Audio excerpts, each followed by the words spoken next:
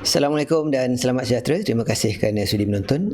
Pada kali ini saya ingin berkongsi sedikit kupasan ataupun tips juga kepada mereka yang bakal hadir ke program HRD FTTT dan mungkin sedikit membantu kepada sebahagian daripada anda yang mungkin masih lagi keliru antara apa itu training dan presentation. Jadi kebanyakan apabila hadir ke program Syahdi FTTT ni, anda tahu anda akan melalui proses penilaian. Di akhir itu ada TTT assessment, dan dalam sesi assessment tu sepatutnya anda menjalankan mock training dan bukannya presentation. Di sinilah juga berlaku beberapa insiden yang mana ramai orang dia boleh present dengan baik, dia ada very good delivery in terms of presentation, tetapi dia tidak dapat meyakinkan assessor bahawa dia telah menjalankan satu sesi latihan. Dan latihan itu disampaikan dengan baik. Jadi pada kali ini saya akan berkongsi sedikit apa yang membezakan antara training dan presentation. Okey. Yang pertama sekali, kita perlu sedia maklum bahawa presentation ni adalah yang besar, gambaran yang besar. Itu adalah presentation, dan training adalah subset kepada presentation. Maksudnya ada presentation, lepas tu dalam tu ada training. Dan lain-lain kategori atau biasanya dalam presentation ni, apa matlamat presentation? Nanti kita kena tahu dulu. Yang pertama sekali, matlamat presentation adalah menyampaikan maklumat ataupun informasi. Kita menyampaikan information. So the purpose of presentation is to deliver an information. Sama ada information itu disampaikan dari seseorang kepada audience. Now, bila informasi itu sampai kepada audience, presentation ni akan terbahagi kepada subkategori mengikut apakah tindakan yang kita nak berlaku hasil daripada audience itu mendapat information. Okey, saya ulang Presentation adalah untuk menyampaikan satu maklumat, information. Okay. Jadi apabila information tu telah diterima, apakah tindakan susulan yang kita nak audience kita ambil? Di sinilah pecahan presentation tu. Jadi yang pertama sekali, kebiasaannya dia ada beberapa kategori. Yang pertama sekali, tujuan presentation adalah untuk hiburan, entertainment. Jadi presentation dia buat satu persembahan tu menyampaikan satu informasi itu tujuan dia adalah untuk menghibur. Boleh jadi stand up comedy, bagi jokes, ataupun dia boleh jadi pementasan, ada cerita tu disampaikan, dan cerita tu akan evoke satu emosi, sama ada suka, sedih, anticipation dan sebagainya.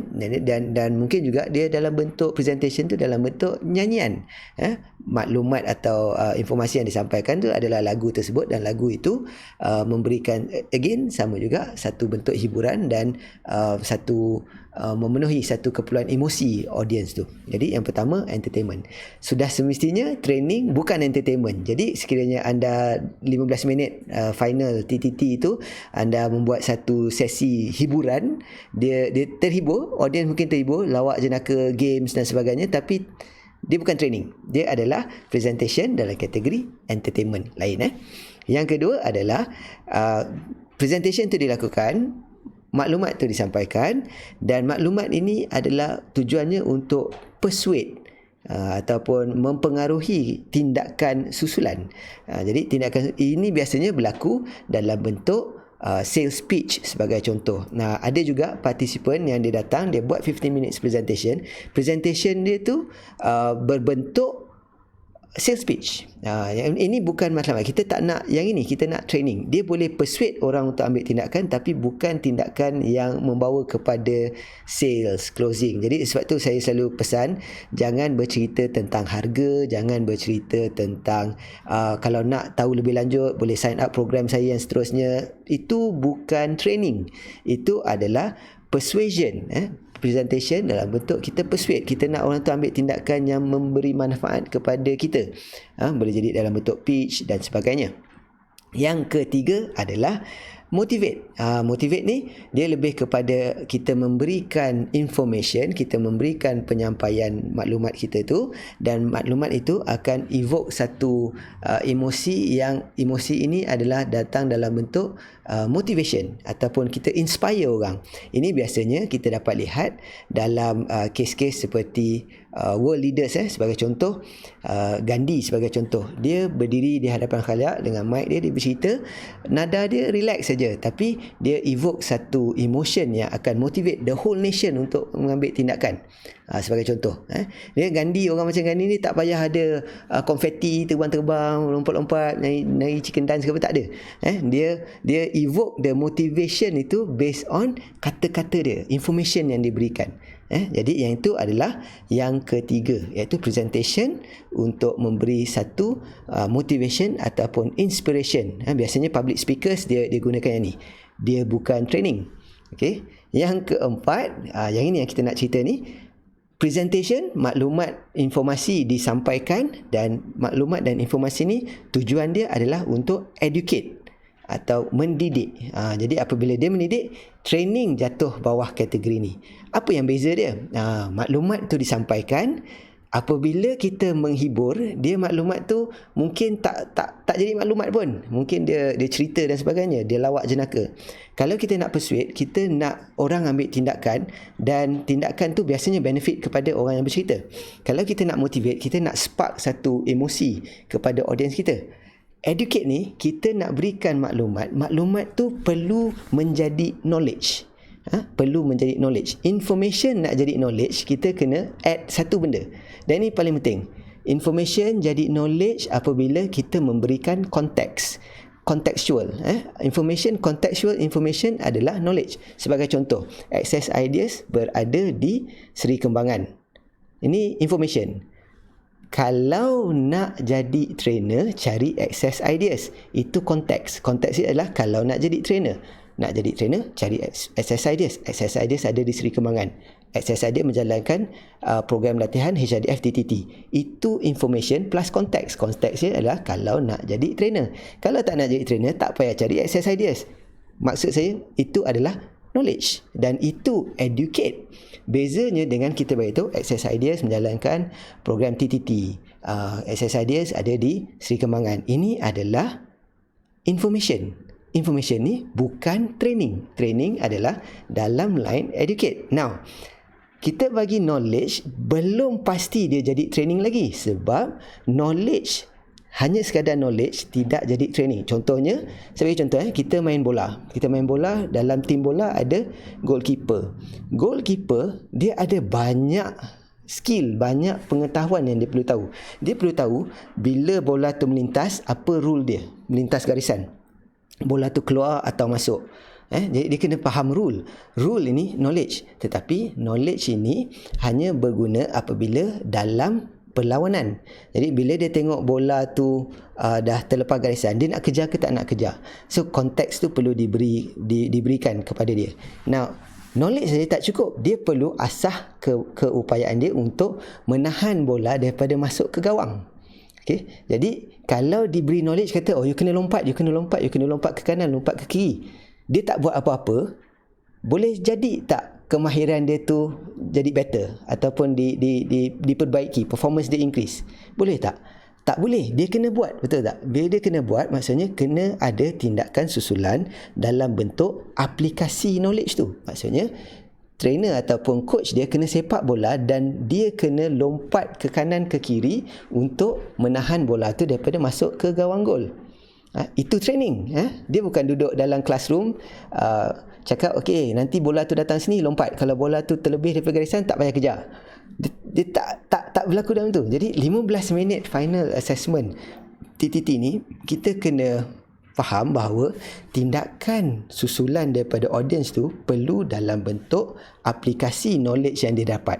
Jadi kita kena beritahu gunanya dekat mana, pakainya masa bila dan sebagainya. Jadi dekat situ the audience must know what to do with that information. So saya dah ada maklumat ni, apa yang saya nak kena buat? So saya dah tahu maklumat begini, apa tindakan saya selepas ini, atau kalau saya berjumpa dengan situasi macam ni, adakah saya boleh pakai?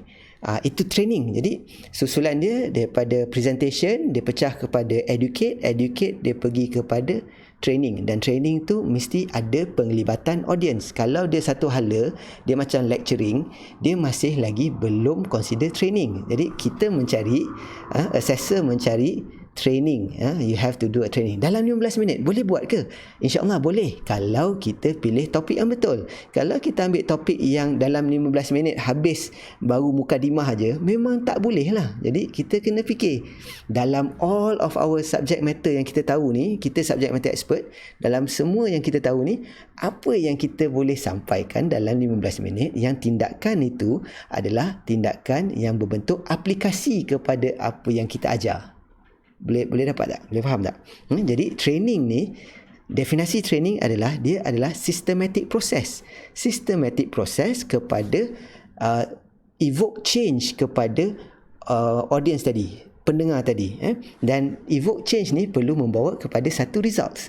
So dia ada systematic process, dia mesti ada evoke change atau menimbulkan rasa mahu melakukan sesuatu dengan lebih baik, performance, dan performance itu perlu ada results. Contoh paling mudah, kita ajar partisipan kita macam mana nak lipat kapal terbang kertas. Contoh kapal terbang kertas, kita bagi tahu knowledge dia, kertas macam mana yang sesuai dan sebagainya, kita tunjukkan. Lepas tu kita tunjukkan steps, partisipan ikut buat. Di akhir sekali kita lontar kapal terbang kertas tu, partisipan lontar kapal terbang kertas. Kapal terbang kertas tu pergi atau tak pergi, dan kita tengok kenapa dia tak pergi dan sebagainya. Maksudnya bila kapal terbang kertas tadi jadi kapal terbang, dan kapal terbang tu terbang, itu dah jadi transfer of knowledge dan skill, dan itu tujuan training. Sebab results dia bukan kepada partisipan tu tahu apa tu kertas atau cara lipat kertas. Result yang nak dicapai dengan 15 minit adalah kapal terbang kertas tu boleh terbang. So that is the objective, that is the goal. So apa yang dia atau trainer tu perlu buat ialah pastikan partisipan boleh menerbangkan kertas, bukan partisipan boleh tahu beza kertas atau tahu lipat kertas. Faham? So training ni dia sekali lagi pergi kepada topik yang kita pilih dan objektif yang kita nak capai. So kalau dalam 15 minit kita tak boleh cerita sampai kapal terbang kertas tu terbang, dan mungkin kita ambil lah topik bagaimana nak pilih kertas yang betul. Sebab kertas banyak jenis kertas, ketebalan dia, gram dia, tekstur dia dan sebagainya. Jadi nampak kalau kita subject matter expert, kita perlu tahu apa subjek kita, dan kita perlu tahu di mana atau bagaimana topik itu boleh disampaikan sebagai sebuah training, latihan dalam tempoh 15 minit. Bukan sekadar present, saya tahu ini. Dia tak jadi macam tu. Dan disebabkan itu mungkin akan terkandas. Dan kita biasa lihat kadang-kadang topik yang simple-simple lebih mudah sampai, sebab topik itu sendiri telah menjelaskan results yang kita boleh lihat. Contohnya macam mana nak buat kuih contohnya. Di penghujung tu kuih tu jadi. Contohnya pavlova. Baru-baru ni ada partisipan dia buat pavlova, macam mana nak buat pavlova. Di penghujung tu setiap orang, audience, kawan-kawan dia dalam kelas TTT tu dapat hasilkan pavlova. Walaupun base tu dibuat sebelum sebab nak jimatkan masa tu, kita faham, tak ada masalah. Tapi di penghujung tu semua orang dapat dan dapat makan. Maksudnya kat sini tajuk dia sampai, maksud results dia jelas. Tapi kalau kita ambil topik yang results dia tak jelas, kita sendiri tak tahu objektifnya. Ni berbalik kepada video yang saya kongsikan sebelum ni, antara sebab-sebab kenapa boleh fail. Jadi fahamkan perbezaan antara training dan presentation. InsyaAllah apabila anda hadir ke program HRDF TTT, anda akan lebih bersedia dari segi bagaimana nak approach, dan mungkin dalam program itu sendiri anda boleh melihat komponen-komponen yang akan membantu anda untuk menjadikan sesi anda lebih sistematik. Sebab ingat training is a systematic process, dan bagaimana systematic process itu tujuan dia untuk evoke change. Maksudnya dari segi performance ataupun knowledge audience itu ada perubahan. Dan yang terakhir sekali ialah evoke change tadi, result dia menghasilkan satu keputusan, satu hasil. Jadi ingat systematic process itu perlu menjana evoke satu perubahan dalam erti kata knowledge atau performance, yang mana knowledge atau performance ni akan menghasilkan results yang lebih baik. Jadi itu training. Presentation tadi informasi, informasi maklumat disampaikan. Jauh beza kan? Harap dengan video ni anda dapat faham perbezaan antara presentation dan training, dan insyaAllah sekiranya anda dapati video ni bermanfaat, boleh kongsikan dengan rakan-rakan anda, boleh like tanda sokongan, dan sekiranya anda bakal hadir ke program HRD FTTT Anjuran Access Hadis Malaysia yang dikeluarkan oleh saya, InsyaAllah kita berjumpa pada sesi itu, dan pastikan pada sesi itu anda menjalankan training bukan presentation. Sekali lagi, terima kasih kerana sudi menonton. Assalamualaikum warahmatullahi wabarakatuh. Stay safe.